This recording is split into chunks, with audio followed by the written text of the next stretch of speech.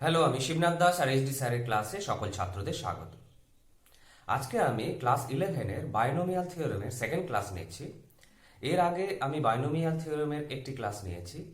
তো যারা সেই ক্লাসটি মিস করেছো তারা অবশ্যই সেই ক্লাসটি দেখে তবেই আজকের ক্লাসটি দেখবে, তা না হলে বাইনোমিয়াল থিওরেম বুঝতে প্রচণ্ড অসুবিধে হবে।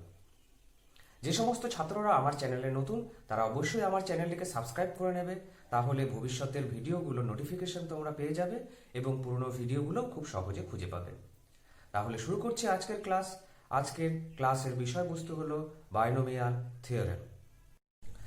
আজকে যে অঙ্কটা দিয়ে ক্লাস শুরু করছি সেটি হলো এটা। আমি প্রশ্নটা একবার পড়ে দিচ্ছি। প্রশ্নটাতে বলেছে find the coefficient of x⁻11 in the expansion of এত।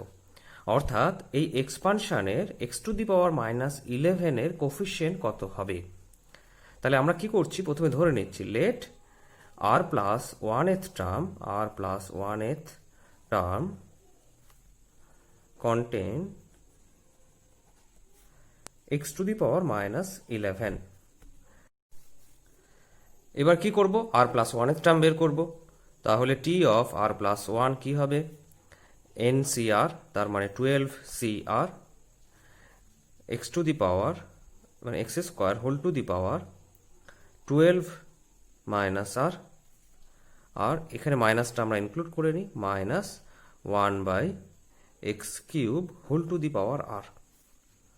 12CR থাকলো, এটা x⁻ কত হয়, x⁻, 24 মাইনাস 2r।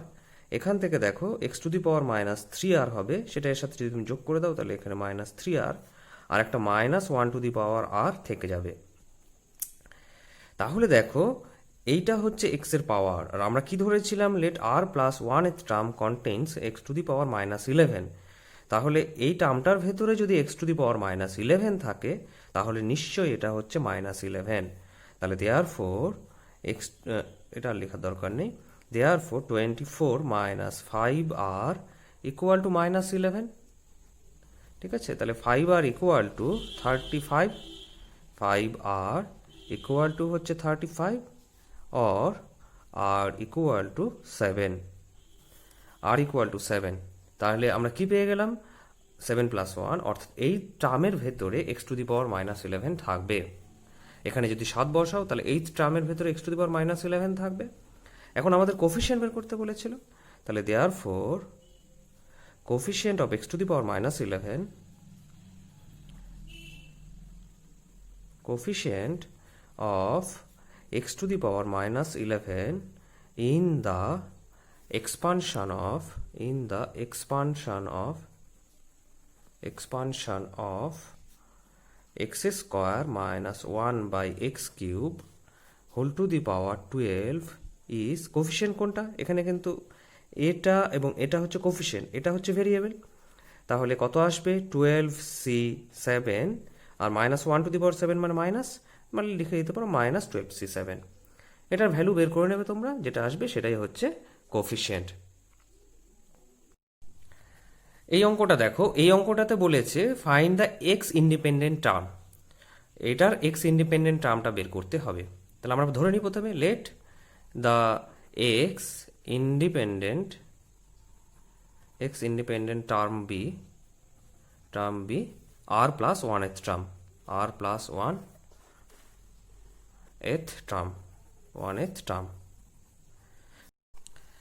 তাহলে এবার আমরা r+1th টার্মটা বের করব। তাহলে t অফ r+1 সমান সমান কত আসবে, 15cr 2x whole to the power 15 minus r, আর একটা হচ্ছে 1/√x whole to the power r। আচ্ছা, একটা জিনিস, আমি এখানে এক্সপানশন বানানটা না ভুল লিখেছি, এটা ডবল এস না সিঙ্গেল এস হয় এক্সপানশন বানান, ঠিক আছে। আচ্ছা, এবার এখানে দেখো 15cr যেমন আছে রেখে দিলাম 15cr। আচ্ছা, 2x, আচ্ছা আমি এক্সের পাওয়ারগুলো এক জায়গায় করতে চাইছি আর কনস্ট্যান্টগুলোকে আলাদা করে দিচ্ছি। তাহলে 2 two the power 15 minus r constant লিখে দিলাম। এবার এক্সের পাওয়ার কত, x⁻15 মাইনাস r, আর এখানে কত আসবে, -12। তাহলে এখানে এক্সের পাওয়ারে আসছে 15 মাইনাস r -12, না -r/2, এখানে -12 আসবে, -12 মানে -r/2। ঠিক আছে, তাহলে এটা তো এক্স ইন্ডিপেন্ডেন্ট টার্ম। এখন এক্স ইন্ডিপেন্ডেন্ট টার্ম হলে এই টার্মটা নিশ্চয়ই মানে এই পাওয়ারটা নিশ্চয়ই জিরো হবে, তাহলেই তো এটা এক্স ইন্ডিপেন্ডেন্ট হবে। এখন এই এক্সের পাওয়ার যদি জিরো না হয় তাহলে সেটা কখনো এক্স ইন্ডিপেন্ডেন্ট হবে না। তাহলে দেয়ার ফোর 15 মাইনাস সরি এটা r/2 হবে, হ্যাঁ 15 মাইনাস এটা কত হচ্ছে 3r/2, 15 মাইনাস 3r/2 সমান সমান 0, আর আর ইকুয়াল টু এখান থেকে আসছে হচ্ছে 10। এখন আর এর ভ্যালু যদি 10 হয় তাহলে অর্থাৎ 11তম টার্মটা হচ্ছে এক্স ইন্ডিপেন্ডেন্ট টার্ম। ঠিক আছে, তাহলে যদি তোমাকে টার্ম বলতো তাহলে 11তম টার্ম, কিন্তু আমাদের এক্স ইন্ডিপেন্ডেন্ট টার্মটা বের করতে বলেছে। ঠিক আছে, find the x independent term বলেছিল। এখন এক্স ইন্ডিপেন্ডেন্ট টার্ম এখানে যদি তুমি আর এর ভ্যালু 10 বসিয়ে দাও তাহলে এক্স ইন্ডিপেন্ডেন্ট টার্ম পেয়ে যাবো। সেক্ষেত্রে এইটা আর থাকবে না, শুধু এটাই থাকবে। দেয়ার ফোর এক্স ইন্ডিপেন্ডেন্ট টার্ম বা টিআর প্লাস এখানে লিখেই দিই x independent term, x independent term সমান সমান কত হবে, এইটা আসবে 15c10, আর এখানে 10 বাদ দিলে 2^5। এখন এই ভ্যালুগুলো তোমরা একটু বের করে নেবে, বের করলে যেটা আসবে সেটাই হচ্ছে এক্স ইন্ডিপেন্ডেন্ট টার্ম। এখন যে অঙ্কটা করছি সেই অঙ্কটা আমি একটু পড়ে দিচ্ছি তোমাদের। সেটা হলো examine whether or not there is any term containing x⁹ in the expansion of this, অর্থাৎ এই এক্সপানশানে x⁹ যুক্ত কোনো পদ থাকবে কিনা।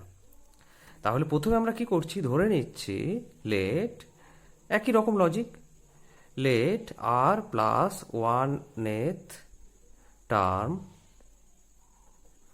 contains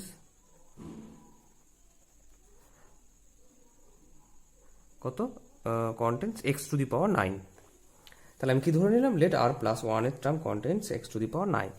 তাহলে এবার আমি কি করব, r প্লাস 1th টার্মটাকে বের করব, অর্থাৎ t of r plus 1, t of r plus 1 সমান সমান কত আসবে 20cr, তারপর 2x² whole to the power 20 minus r, আর minus 1/x whole to the power r। ঠিক আছে, এবার আমরা এক্স এর পাওয়ার যেমন এক জায়গায় করি করব, আর কনস্ট্যান্ট এক জায়গায় করব। 20cr হলো, এখানে 2 two the power 20 minus r একটা আসবে, আর এখানে minus 1 to the power r একটা আসবে। এবার কনস্ট্যান্টগুলোকে এক জায়গায় লিখছি, এক্স টু দি পাওয়ার কত আসবে 20 মাইনাস 2r এখানে হবে, আর এখানে মাইনাস r আসবে, তাহলে 20 মাইনাস 3r। এখানে দেখো এক্স এর পাওয়ারে সরি 20 কেন 20 ইন্টু 2 মানে 40 হবে, এক্স এর পাওয়ারে 40 আর মাইনাস 2r আসছে, আর এখান থেকে x to the power minus r আসছে, তাহলে মাইনাস 3r, আর মাইনাস 1 টু দি পাওয়ার rটা কিন্তু আমি আগেই লিখে নিয়েছিলাম। তাহলে আসছে x to the power 40 minus 3r। এখন এই টার্মটা যদি x টু দি পাওয়ার 9 হয়, বা এই পাওয়ারটা যদি 9 হয়, তাহলে এখান থেকে r এর কিন্তু একটা ইন্টিজার ভ্যালু আসবে। তাহলে therefore 40 minus 3r equal to কত 9, और 3r इक्वल टू कत 31, और r इक्वल टू 31/3। ঠিক আছে, 31/3 তোমরা সবাই জানো যে ফ্র্যাকশন, যেহেতু r ফ্র্যাকশন, এখন যদি r প্লাস 1th টার্মের ভেতরে x⁹ থাকতো তাহলে আর কখনোই ফ্র্যাকশন আসতো না, এটা পূর্ণ সংখ্যা আসতো। কেন, টার্ম অলওয়েজ পূর্ণ সংখ্যা, ফার্স্ট টার্ম হয়, সেকেন্ড টার্ম হয়, 1.5 টার্ম তার হয় না, বা 2.5 বা 2.4 টার্ম এই ধরনের টার্ম হয় না, টার্ম অলওয়েজ মানে ইন্টিজার হয়। তাহলে যেহেতু r fraction, there is no term which contain x⁹, সেটা তোমরা লিখে নিও। তাহলে আনসারটা কি দাঁড়ালো, therefore there is no term which contain x⁹। কারণটা কি, সিন্স আর ইজ ফ্র্যাকশন। এখন যে অঙ্কটা করছি সেটা হলো এই অঙ্কটা, এটা হচ্ছে শর্ট আনসার টাইপের 9 নম্বর অঙ্ক। আমি আগে প্রত্যেকটা অঙ্ক এসএনদের বই থেকে করেছি, প্রত্যেকটাই শর্ট আনসার টাইপের অঙ্ক, তোমরা একটু নাম্বারগুলো মিলিয়ে নিও। এই অঙ্কটা খুব ইম্পর্টেন্ট একটা অঙ্ক, তার কারণ এটা অনেকবার পরীক্ষা এসেছে।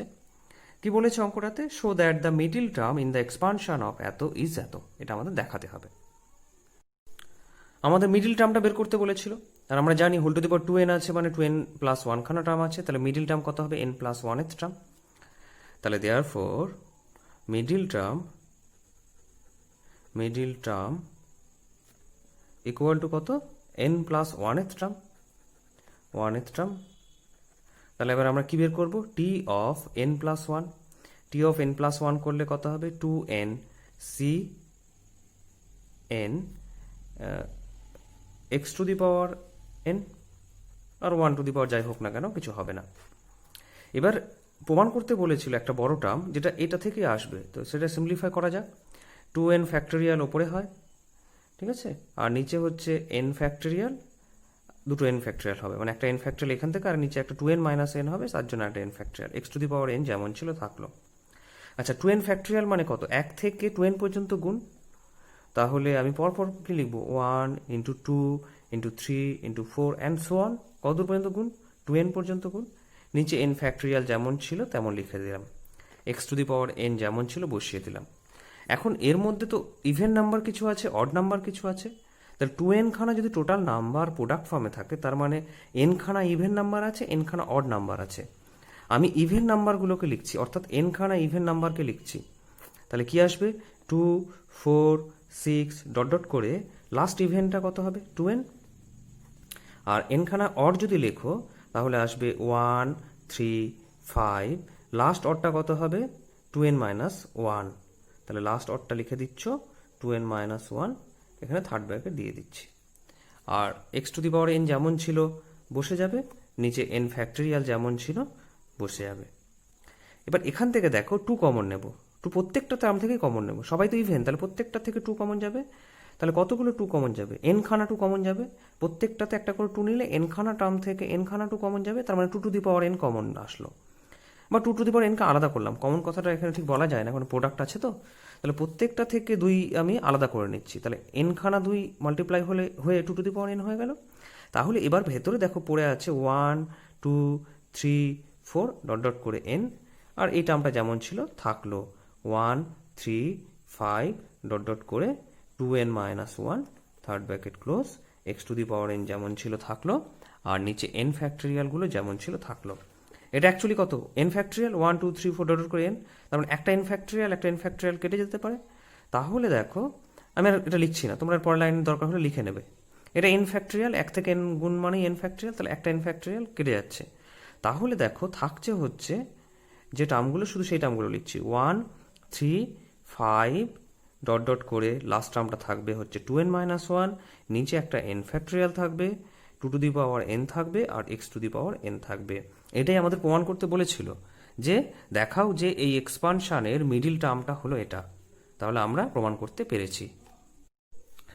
এটা হচ্ছে শর্ট আনসার টাইপ কোশ্চেনের 13 দাগের বিয়ের অঙ্ক, তবে নতুন বইয়ের সাথে নাম্বারটা একটু পরিবর্তন হলেও হতে পারে। বলেছে দেখাও এই টার্মটা 64 দ্বারা ডিভিজিবল, বা এই টার্মটা 64 দ্বারা বিভাজ্য। এই ধরনের অঙ্কগুলোকে দুভাবে করা যায়, একটা হচ্ছে প্রিন্সিপাল অফ ম্যাথামেটিক্যাল ইন্ডাকশন বলে অ্যালজেব্রার একটা চ্যাপ্টার আছে সেভাবে, এবং এখন বাইনোমিয়াল থিওরেমের মাধ্যমে যেভাবে করছি সেভাবে। পরীক্ষার সময় কিছু মেনশন করা জেনারেলি থাকে না, যদি থাকে তখন তো সে পদ্ধতিতে করতেই হবে, আর যদি না থাকে তাহলে দুটোর মধ্যে যে কোনো একভাবে করা যায়। যারা ইন্ডাকশন করেছো তারা জানো এটা ইন্ডাকশন দিয়ে করা যায়, আর যারা করনি তারা ভবিষ্যতে দেখবে যে এই অঙ্কগুলোকে কিভাবে ইন্ডাকশন দিয়ে করে। এখন আমি বাইনোমিয়াল থিওরেম ব্যবহার করে করছি। 3 টু দি পাওয়ার 2nকে আমি লিখতে পারি 9 to the power n minus 8n minus 1। 9কে আমি কি লিখতে পারি? 1 plus 8 whole to the power n minus 8n minus 1। 1 plus 8কে বাইনোমিয়াল এক্সপানশন করো, প্রথমে 1 আসবে, তারপর কি আসবে? nc1 8 আসবে, তারপর nc2 8 square dot dot dot, আচ্ছা nc3টাও লিখে নিই, nc3 8 cube plus dot dot dot করে লাস্ট টার্মটা কি আসবে? 8 টু দি পাওয়ার n আসবে, মাইনাস 8n আসবে, মাইনাস 1। ঠিক আছে, এবার nc1 মানে আমরা কি জানি? n হয়, তাহলে এটা হয়ে যাচ্ছে 8n। ঠিক আছে, আর বাদবাকিগুলো আমি আর ব্রেক করছি না। nc2 যেমন ছিল থেকে গেল 8 স্কোয়ার, nc3 যেমন ছিল থেকে গেল 8 cube plus dot dot dot করে লাস্ট টার্মটা হচ্ছে 8 two the power n minus 8n minus 1। এখানে দেখো মাইনাস 8n প্লাস 8n কেটে যাচ্ছে, 1 এবং 1 কেটে যাচ্ছে। এবার এখানে কি লিখেছি? এটা তো স্কোয়ার হবে। আচ্ছা এবার দেখো 8 টু দি পাওয়ার 2 বা 8 স্কোয়ার সব জায়গাতে আছে, অর্থাৎ কমন যাবে। তাহলে আমি এইট স্কোয়ার কমন নিয়ে নিলাম। তাহলে পরে কি থাকছে, NC2, তারপর NC3, 8 plus dot dot dot করে 8n থেকে যদি 8 স্কোয়ার কমন যায় তাহলে n-2। খেয়াল করে দেখো এই প্রত্যেকটা টার্মের সাথে 8 স্কোয়ার গুণ আছে, তার মানে 64। তাহলে 64 ইন্টু যদি সামথিং হয় তাহলে সেই টার্মটা অবশ্যই 64 দ্বারা ডিভিজিবল হবে। তাহলে আমরা কি বলতে পারি, যেহেতু 64 সামনে গুণ আকারে আছে তাহলে আমরা লাস্টে লিখে দেবো, মানে আমি আর লিখছি না, তোমরা লিখে নেবে, দেয়ারফর এত ইজ ডিভিজিবল বাই 64। এখন আমি লং আনসার টাইপে 6 নম্বর অঙ্কটা করছি, খুব ইম্পর্টেন্ট একটা অঙ্ক। অঙ্কটা কি বলেছে, if the coefficient of the consecutive four term in the expansion of 1 plus x whole to the power n be a1 a2 a3 and a4 respectively show that, এই টার্মটা এটা আমাদের দেখাতে হবে। আমাদের দেওয়া আছে কি, এই এক্সপানশনের 4টি কনজিকিউটিভ টার্মের কোফিসিয়েন্ট হলো a1 a2 a3 and a4। তাহলে শুরু করছি অঙ্কটা। তাহলে প্রথমে আমরা ধরে নিই, let the 4 consecutive term be 4 consecutive term be. আমরা 4টি কনজিকিউটিভ টার্মকে ধরে নিচ্ছি। কি ধরছি, একটা হচ্ছে tr+1, তারপরটা হচ্ছে tr+2, তারপরটা হচ্ছে tr+3 অ্যান্ড tr+4। তাহলে আমার 4টি কনজিকিউটিভ টার্ম আমরা ধরে ফেললাম। এখন আমাকে 4টি কনজিকিউটিভ টার্ম বের করতে হবে। এক্সপানশনটা কি ছিল, 1 plus x whole to the power n, ঠিক আছে। এক্সপানশনটা কি ছিল, 1 plus x whole to the power n। তাহলে তার tr+1 এর টার্মটা কি হবে, NCr x to the power r হবে, ঠিক আছে। tr+2টা কি হবে, NCr+1 x to the power r+1, ঠিক আছে। এখানে আরো দুটো লিখে নিচ্ছি। তাহলে tr+3 কি হবে, NC2 হয়ে গেছে 3, তাহলে NCr+2 x to the power r+2, আর একটা হচ্ছে tr+4 কত হবে, NCr+3 x to the power r+3। তাহলে আমরা 4টি কনজিকিউটিভ টার্ম বা পরপর 4টি টার্ম আমরা বের করে ফেলেছি। বইতে আরেকটা জিনিস দেওয়া ছিল, এদের কোফিসিয়েন্টগুলো। তাহলে বাই দ্য প্রবলেম বলতে পারো, আমি বাই দ্য প্রবলেমই নিচ্ছি। বাই দ্য প্রবলেম বলা আছে এটা হচ্ছে a1, এটা হচ্ছে a2, কোফিসিয়েন্টগুলো। এখানে কোফিসিয়েন্ট এটা, এখানে কোফিসিয়েন্ট এটা, এখানে কোফিসিয়েন্ট এটা। তাহলে by the problem a1 equal to NCr, ঠিক আছে, a2 সমান সমান NCr+1, a3 equal to NCr+1 হয়েছে, r+2 হবে এবার, আর a4 সমান সমান হচ্ছে NCr+3। তাহলে 4টি কোফিসিয়েন্ট এটা বলাই ছিল, প্রথমটার কোফিসিয়েন্ট বলে দিয়েছিল a1 a2 a3 and a4।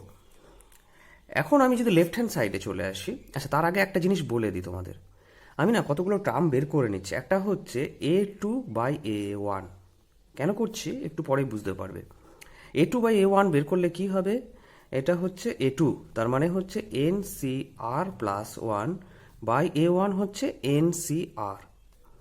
এটার একটা ফর্মুলা আছে, কম্বিনেশন যখন তোমরা শিখবে সেই ফর্মুলাটা একটু ভালো করে জেনে নেবে। আমি ফর্মুলাটা একটু বলে দিচ্ছি। যদি NCr+1/NCr হয়, অর্থাৎ এইখানে তোমার 1 বেশি থাকতে হবে, এখানে 1 কম থাকতে হবে, এটা তো n থাকবেই। এখানে যা থাকবে তার থেকে 1 কম এখানে যদি থাকে, তাহলে ওপরে কি বসবে, কমটার বিয়োগফল, অর্থাৎ এটা মাইনাস এটা বসবে ওপরে, অর্থাৎ n-r, আর নিচে এই টার্মটা বসবে r+1। আরেকবার বলছি, যদি এখানে আর যা থাকে তার থেকে 1 কম এখানে থাকে, এই দুটো n অবশ্যই থাকতে হবে, তাহলে কম্বিনেশন, এটা অ্যাকচুয়ালি c মানে হচ্ছে কম্বিনেশন, কম্বিনেশনের একটা সূত্র আছে, সেই সূত্রটা হলো n-r, অর্থাৎ এটা মাইনাস এটা ওপরে বসবে আর এই টার্মটা নিচে বসবে, ঠিক আছে। আচ্ছা, এর সাথে আরেকটা জিনিস করছি, সেটা হলো অর 1 প্লাস a2/a1 কত হবে, এখানেও হবে 1 প্লাস n-r/r+1, তাহলে আর কেটে যাবে, তাহলে এখানে দেখো আসবে হচ্ছে n+1/r+1, ঠিক আছে। এটাকে যদি তোমরা সিম্পলিফাই করো তাহলে দেখো a1 প্লাস a2 হয়, a1 প্লাস a2/a1, ঠিক আছে, or a1 plus a2/a1 equal to n+1/r+1, or উল্টে যদি দাও a1/a1 প্লাস a2 সমান সমান r plus one by N plus one. Similarly তোমরা যদি আর একটা টার্ম বের করে নিতে পারো, আমি সময় বাঁচানোর জন্য করছি না। সেকেন্ড টার্মটা, এটা কিন্তু ফার্স্ট টার্ম ছিল, তোমাদের যেটা প্রমাণ করতে বলেছিল তার ফার্স্ট টার্ম, আর যেটা প্রমাণ করতে বলেছিল তার সেকেন্ড টার্মটা এরম ছিল, a3 প্লাস a4, সেটাতে আসবে হচ্ছে r plus 3 by N plus one. ঠিক আছে, অ্যান্ড আরেকটা টার্মও বের করে রাখছি, and last right hand side একটা টার্ম ছিল, সেটা হচ্ছে a2 প্লাস a3, এটা যদি তুমি বের করো সেটাতে আসবে, নিচে তো n প্লাস ওয়ান আসবেই, আর ওপরে আসবে হচ্ছে আর প্লাস টু। ঠিক আছে, এই দুটো টার্ম তোমরা এই একই রকমভাবে বের করতে পারো এর মতো করে, তাহলে দেখবে এরকমই আসবে। এখন যদি তুমি লেফট হ্যান্ড সাইড বের করো, তাহলে এবার আমি লেফট হ্যান্ড সাইড করছি। লেফট হ্যান্ড সাইডে কি ছিল, এই টার্মটা এবং এই টার্মটা যোগফল ছিল। ঠিক আছে, এই টার্মটা এবং এই টার্মটা যোগফল ছিল, তাহলে কি আছে a1 by a1 plus a2 plus a3 by a3 plus a4। এখন এই দুটোকে যদি যোগ করা হয়, এটা দেখো n প্লাস ওয়ান এলসিএম হবে, তাহলে দেখো 2r প্লাস 4 আসবে, আমি একেবারে বসিয়ে দিচ্ছি। তাহলে এটা হচ্ছে 2r plus 4 by n plus one. এটাকে যদি তুমি 2 কমন নিয়ে নাও, ঠিক আছে, 2 যদি কমন নিয়ে নিই, তাহলে নিচে আসছে 2 into R plus 2 by N plus one. ঠিক আছে, এটা কিন্তু n প্লাস ওয়ান। খেয়াল করে দেখো এই টার্মটাই এসে গেছে, r plus 2 by N plus one. তাহলে আমি এটাকে কি বসাতে পারি, 2 into a2 by a2 plus a3, যেটাই ছিল হচ্ছে রাইট হ্যান্ড সাইড। একটু দেখে নাও, আমার ডায়েরিতে লেখা আছে বলে হয়তো একটু অসুবিধা হতে পারে। তাহলে এটা হচ্ছে রাইট হ্যান্ড সাইড, এটা হচ্ছে 2 into a2 by a2 plus a3। আজকের ক্লাস এখানেই শেষ হলো। কারো যদি কোথাও বুঝতে অসুবিধা হয়ে থাকে আমাকে ফোন করতে পারো, হোয়াটসঅ্যাপ করতে পারো, বা ইউটিউবের কমেন্ট সেকশনে কমেন্ট করতে পারো। আর তোমরা অবশ্যই আমার চ্যানেলটিকে সাবস্ক্রাইব করে রাখবে। সাবস্ক্রাইব করে রাখলে আমার চ্যানেলের ভিডিওগুলো তোমরা সহজেই খুঁজে পাবে, এবং ভবিষ্যতে আমি যে ভিডিওগুলো দেবো তার নোটিফিকেশনও পেয়ে যাবে। তাহলে আজকের মতো টাটা, দেখা হচ্ছে পরবর্তী ভিডিওতে।